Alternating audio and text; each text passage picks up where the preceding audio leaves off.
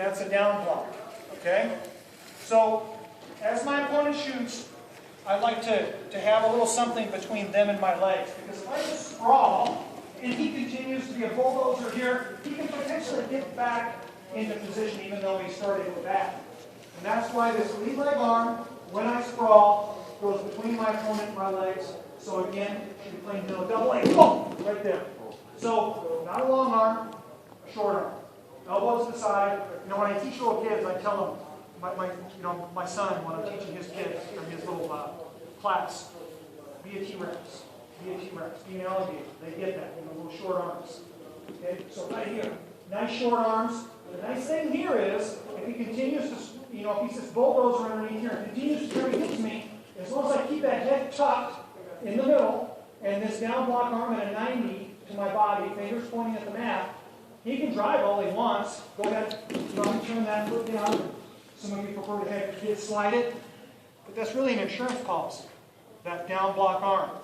And, I've heard a lot of coaches say, well, my kid gets tied up, or this or that happens. And I'll tell you what, I'd rather do things fundamentally, sound and keep that insurance policy in place and teach them how to do it the right way than not do it at all because they might get caught. So he shoots, I down block the sprawl right here. So I think the thing that you want to, and don't move, please. What you really want to do is get your kids thinking in terms of the finish to a sprawl. Actually, the finish to a sprawl, okay, should be a circle. Because as he shoots and I down block the sprawl, right away, I should be going for those legs.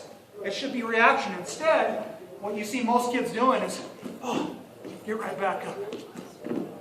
Okay? What we really want to do is we want to get an angle and attack your legs.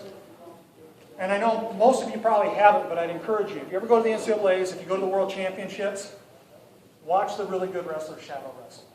Most likely, especially if you watch a good Russian, a good counter-offense artist, is they're in there in their stance and they sprawl, they never come straight back up.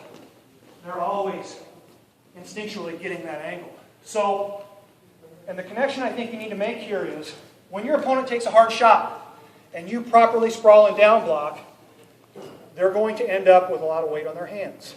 They're going to have heavy hands. They're going to be extended long, right here. They tried to get the shot and they didn't.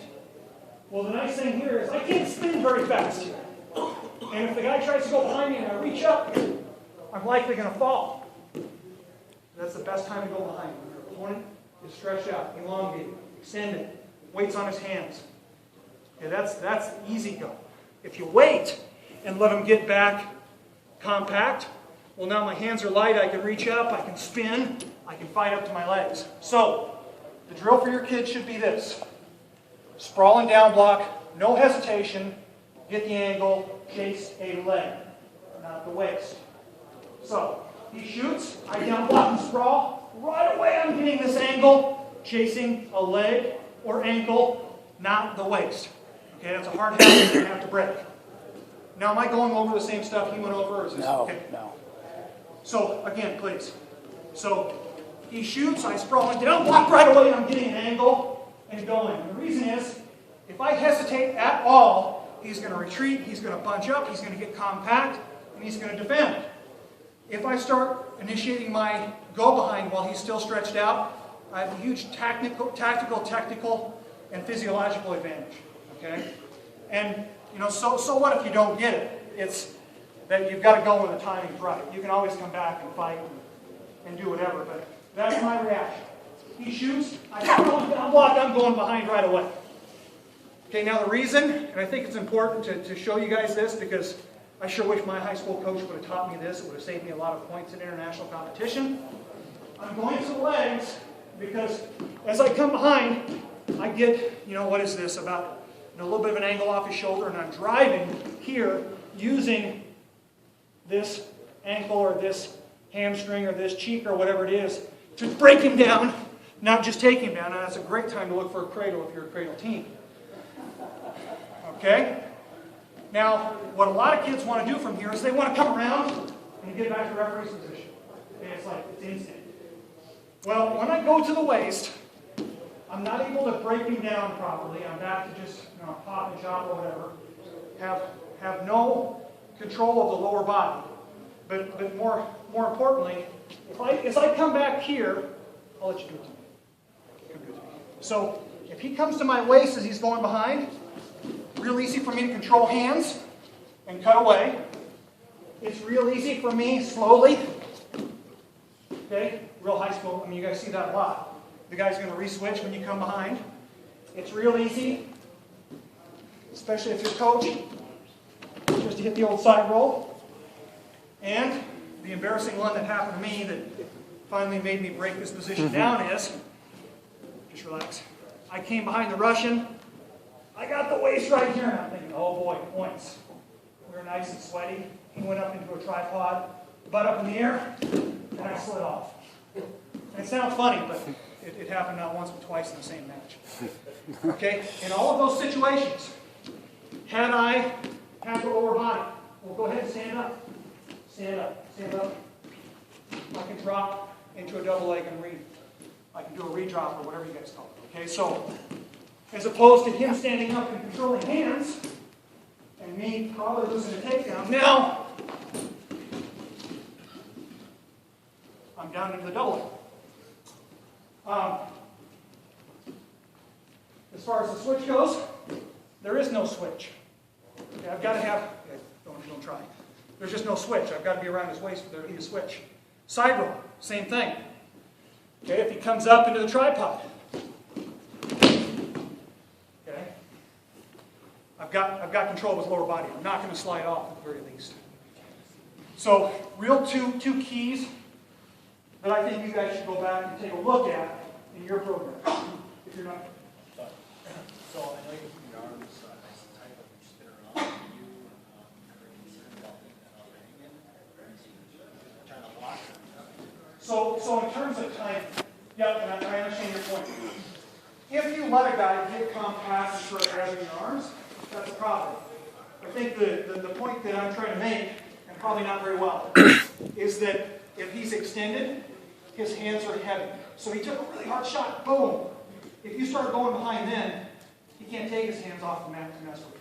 So, I mean, you've got to be able to make that, kind of understand that, your kids have to understand that position. But if he takes a real hard shot, boom, right there, he can't play with the arms because he's trying to support his upper body.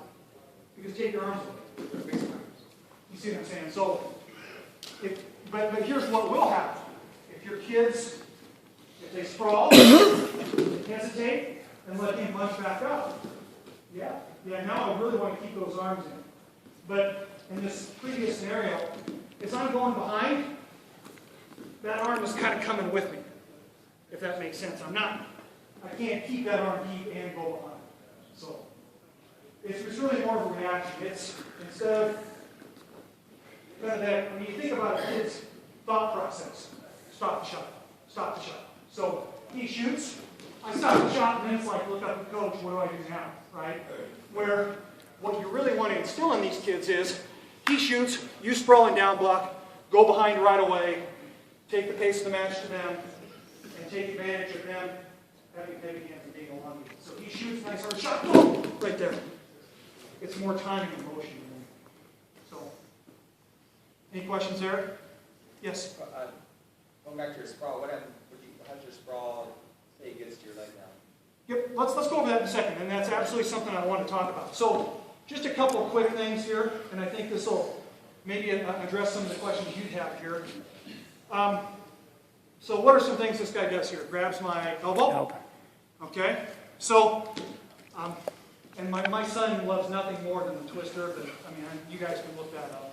I'm not the greatest at teaching it, but it seems to be a really popular move from here now. You guys all know what I'm talking about? Cement mixer, twister. Right. Yeah. Gator roll. I see a lot of nodding heads. So I'm not even going to show that, but I mean, it can be successful. So he grabs my arm.